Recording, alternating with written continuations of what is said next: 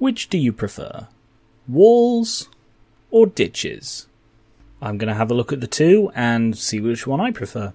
Hello and welcome. I am Garion Reaver and this is Colony Survival. This is a very early access game that I've been playing quite a lot recently. I've actually played it through basically all the content twice, and although there's only about 10 hours of content per game, I've still managed to play it through twice and I'm still interested in it.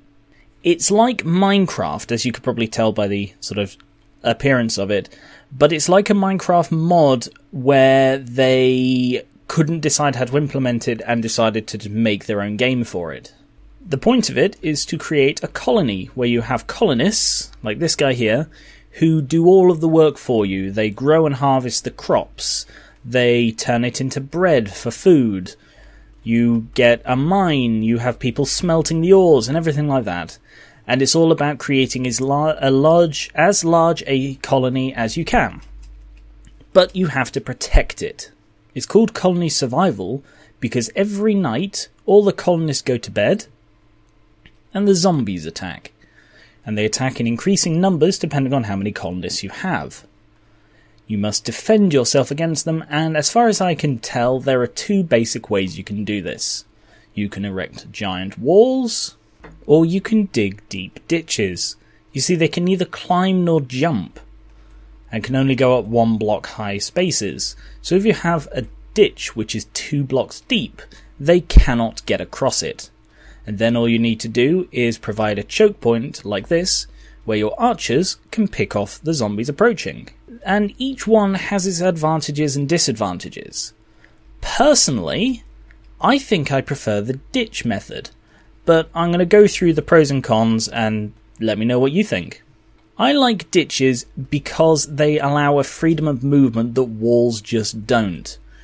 Because zombies can't get across these, colonists can't get across these, but I can. This allows me to move quite freely both in and out of my land without having to knock down a wall and potentially make a weakness. Another big advantage is that, of course, archers can shoot across ditches, so I could line this with archers and they'd be able to shoot anything within their sphere of vision, whereas walls can block shots. Because of that, you have to come up with ways to stop the zombies from hugging the wall and getting within range of your archers. I've done this by having a very long bridge across a water feature. Essentially, this is the only way to walk in and out of my village, and I can still get around it by jumping, but again, neither of them can. This forces zombies to go down this gauntlet of archers, and really, it is very tough for them to get through. The only problem is if I run out of arrows, which is why I've spaced them apart so much. You see, each archer can shoot a certain range, and if there's a zombie within range of 2 at once, they will both shoot at it. So I've spaced them out this much, so that their range doesn't quite overlap here.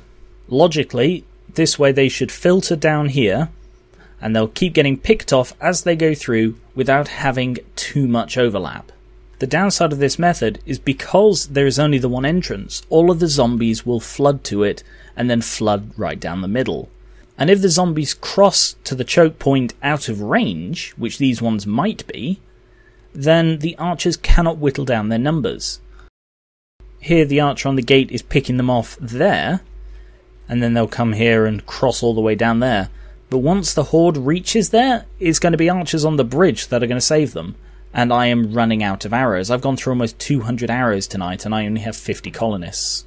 The ditch, however, allows me to cover a much larger area with a lot fewer archers. I managed to get through most of this with only the 4 of them, and then suddenly decided to beef it up by hiring about 10 more. But that's just because I had such a high food production.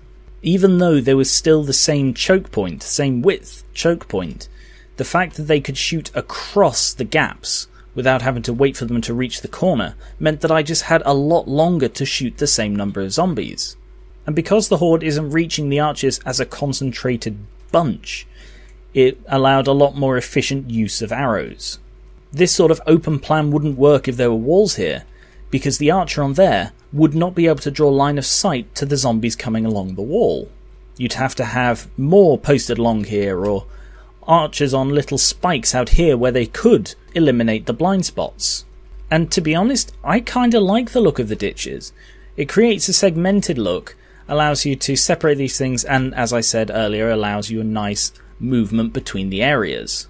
To be honest, both suffer from the same issues of pathfinding with the colonists, so that my shopkeepers here think that those are the nearest houses instead of the beds inside there, because although that is a much shorter distance to travel, that bed in there is the closest as the crow flies, and therefore it must be the closest. So they go all the way around there to get to their bed instead of just that distance. Also, as you can see, zombies are getting in here, but because of the open plan, even the archers out there can still shoot at them. And even this far into the night, I've only gone through about 100 arrows, despite all of these zombies and the fact that I keep resetting the night to make it longer for the video. Now I'm glad I've got these here. They can defend against the zombies that have made it in this far, because they're going for the banner there.